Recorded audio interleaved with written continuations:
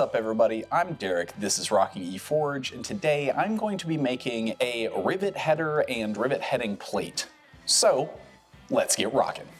Alrighty, so this project is going to have a top and bottom tool. We're going to start with the top tool first, starting out with some 3/4 inch 4140 round stock. I'm tossing this whole piece in the fire, but I'm only going to use about 2 or 3 inches of it because I'm going to make a small handled version of this. And I'm going to be making a rivet header for, in this case, a 1/4 inch rivet. If you want to head larger rivets, you will want to probably start with thicker stock, maybe even go up to 1 inch. 3/4 inch would probably work for like a 3/8 inch rivet, but I wouldn't go much bigger than that on this size of stock.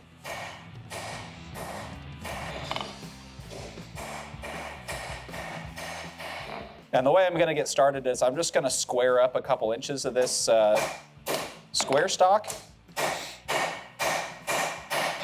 simply because that's the aesthetic I'm looking for. You can absolutely leave this round if you desire. I'm just looking for a square cross section personally.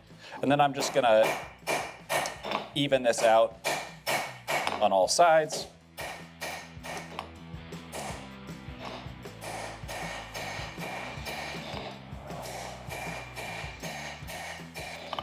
And now that I've gotten this kind of squared out to where I want it, I'm leaving the corners round just because I like the look. Now that we've gotten it all heated up, I'm gonna let this cool down and then cut this off at, say, 2.5 to 3 inches. I'm just gonna kind of eyeball it and see what I like, and I'll give you the measurement afterwards.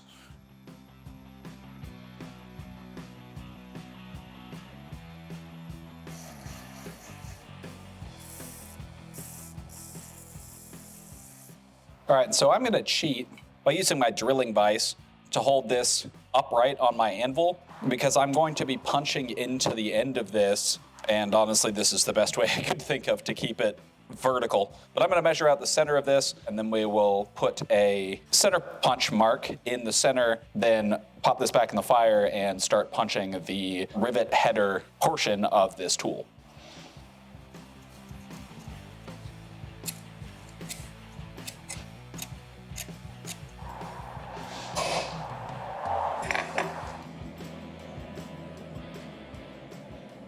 And while that is heating up in the forge, I'm going to explain how I'm going to be doing this. This is the monkey tool that I forged in one of my previous videos, and I've got a 1/4 inch rivet that I'm going to seat inside that, and I'm simply just going to use this and punch down into the tip of the soon-to-be rivet header in order to leave the perfect impression of the 1/4 inch rivet head so that I can match this head on the other side when I'm riveting things together. All right, I'm going to start out by just deepening that center punch mark with my center punch, just to give myself a little more purchase. And then I'm gonna continue deepening that with my ball end punch.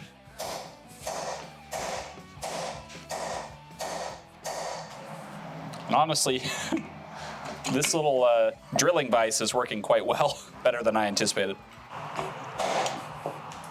Yep, I should have expected that.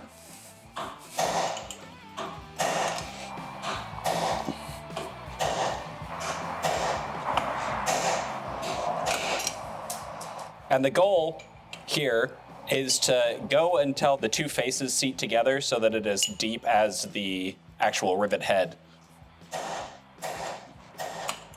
We're getting real close. And I've picked up a bend, which I'll have to work out later. We're almost there. One more heat.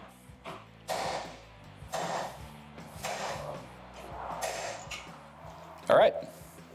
And that is that. So next, I'm going to spin this around and flatten things out and then work on the struck end of this. The idea is this is going to be held on top of a rivet and then hammered on. So I need to form a bit of a taper for the struck end of this, and then we'll get to making a handle for it. Because it's obviously too small to use by hand, unless you were sitting over it with a couple of fingers, and that's just not safe. So we're gonna put a handle on this. I'll get to that after I get the struck end forged. And I'm just gonna forge a blunt taper on the end of this. And then extend that up a little bit.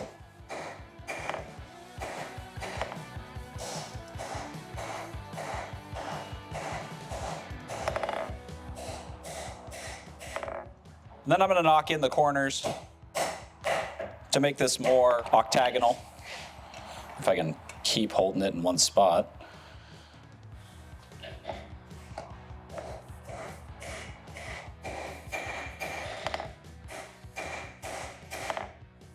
And now that I've got the shape about where I want it, I'm gonna go ahead and touch mark.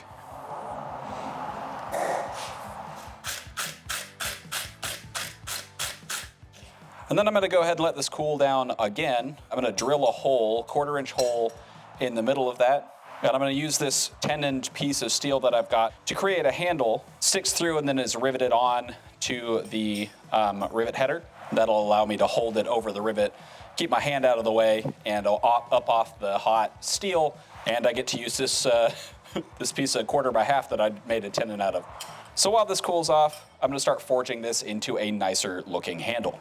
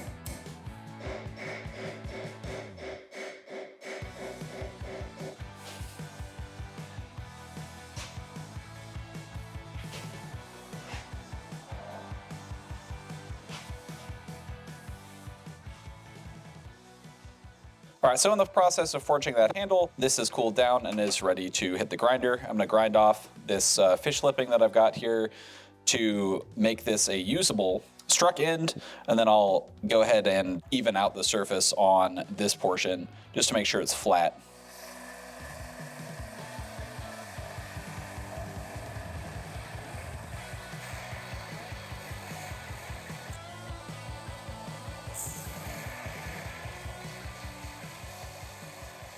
All right, and once I've finished the grinding process, I'm gonna center punch toward the middle of the piece and then take it over to the drill press and drill a 1/4-inch hole down through the center that I can fit the tenon of that handle that I forged out through. And then I'll go ahead and put a chamfer on both of these holes with a larger drill bit. All right, and that should give me the ability to put that right in there. And then I can rivet this down and rivet it to the rivet header, and that should act as a very nice handle. I'm gonna try to get this to seat a little bit better in here. I'm gonna take all this, lock this in the vise, and then hammer down on the tenon in order to form a rivet. And I'm gonna cut off a little bit of the tip of this. I'm gonna do that cold first so that I just set that in the hole, and then I can heat everything up and finally rivet that over.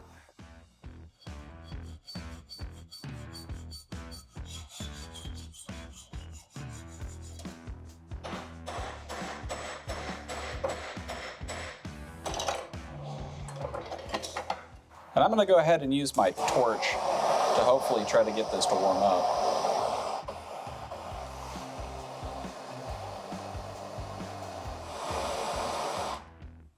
Okay, we're gonna go ahead and pop this in the forge, because I don't feel like standing here with a torch for the next 25 years.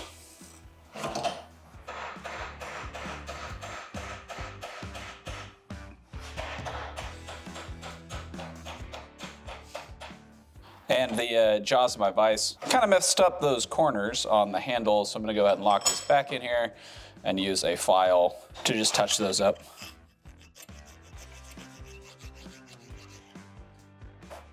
And then I pop this back in the forge for just a brief moment so that I could give it a nice brushing, get rid of most of that loose scale. Kind of shine everything up. To maintain the shape of the underside of the rivet, I'm gonna start punching a hole in this steel plate with my ball end punch, and then forget that I didn't have the rivet. And the next heat, I'm gonna come in with the rivet in the monkey tool and finish punching that in to create the same indentation as the rivet head.